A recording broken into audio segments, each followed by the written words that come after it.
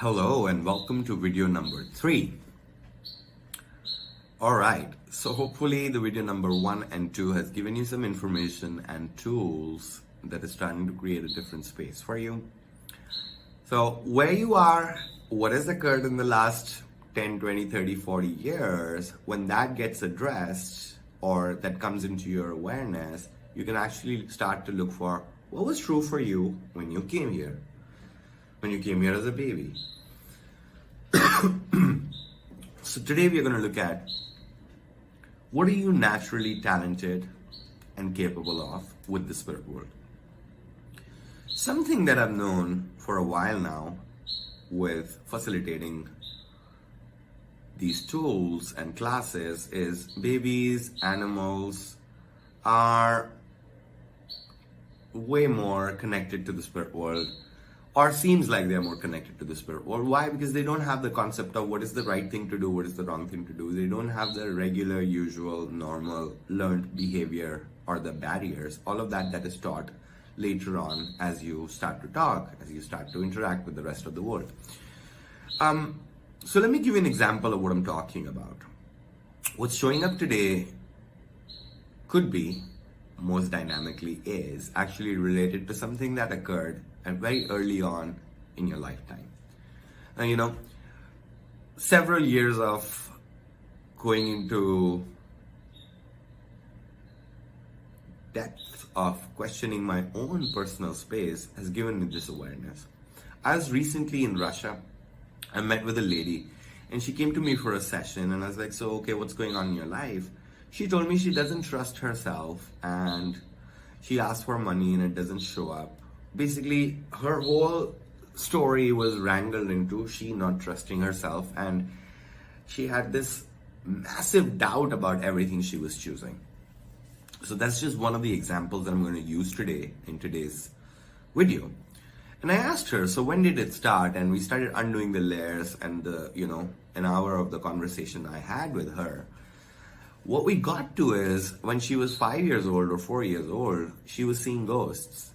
And she was playing with them, talking to them. Now, she didn't know it was the right thing to do or the wrong thing to do. She was seeing them, she was playing with them, having fun with it. And that's pretty much all there is. Like, okay, you see something unknown, shiny, bright object as a kid, and you start engaging with that. You don't go to, oh, is it dangerous or not? All of that comes later. You just go and poke and touch and prod and talk, whatever. What had occurred is she told her mom that she saw a ghost, and mommy was like petrified. She's like, oh my God, what do I do? So mom didn't have the tools to facilitate anything for her. So she basically instead told the girl, no, you didn't. It's not real. Go to your room. No, there is no one there. You're lying. Or you're imagining. Now let's take a moment. Is there anything like that occurred to you early on in your lifetime? Get a sense of that. Because that is a very big key to unlocking what could be possible for you. What had occurred at an early age, at that age, 4 or 5, for this girl from Russia, when a mom told her the ghost was not real or they were not there, she altered her own perception and tried to navigate everything through mom's perception, through mom's universe. What mom had decided was right for her. What mom had decided was wrong for her from there onwards. But in doing so, cognitively or not, energetically what she did is she cut off her own awareness of what was real and true for her. From there, that point onwards, ghosts were not real for her. And she had to use her own energy to block the awareness of everything that mom didn't think was real, including ghosts. So here we are, now she's 30-something, living her life with stress, doubt, lot of doubt and confusion and doubt and fear. Not having an answer, not having any sense of what that is creating her like that, or what is actually creating that.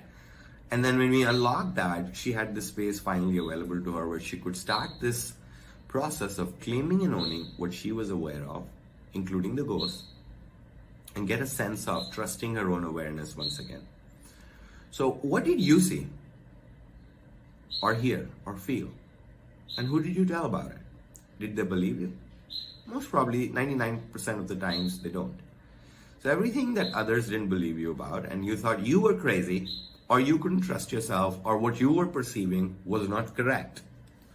And everything you created based on that, all the other major decisions of your life that got impacted as a result of that choice, will you destroy and uncreate it? Right, wrong, good, bad, online, pot, shots, boys, poets, and beyonds. This single one dynamically can unlock so much magic, miracle, mystery, and potency for you. It's unreal. It's unbelievable. So get a sense of what occurred for you. And then how did you start thinking and behaving after that event? And get a sense of, was it your fault that you perceived the ghost or saw the ghost or felt something? Or was it just there and you were willing to receive the awareness? You were willing to perceive it. Because that's all there is. There is something there and you perceive it. Now whether to talk to it or not is a different story. So for today, please write down what occurred for you. Even if it's a long story, even if it's a 4-pager, write down what occurred for you. Whatever you could recall. Everything that doesn't allow you to recall, destroy, and create. Right, wrong, good, bad, online, pot, shots, boys, poets, and beyonds. So get a sense of it, write it down, and please destroy and create that story for you. And please destroy and create all of the decisions you have made based on that event. About you, about your spirit awareness. Right, wrong, good, bad, online, pot, shots, boys, poets, and beyonds. So these 3 steps are getting you now closer and closer and closer to what is possible for you with your spirit awareness. Thank you so much for watching this one, How to Ghost Whisper in few easy steps. Look forward to seeing you in the next one. Bye-bye.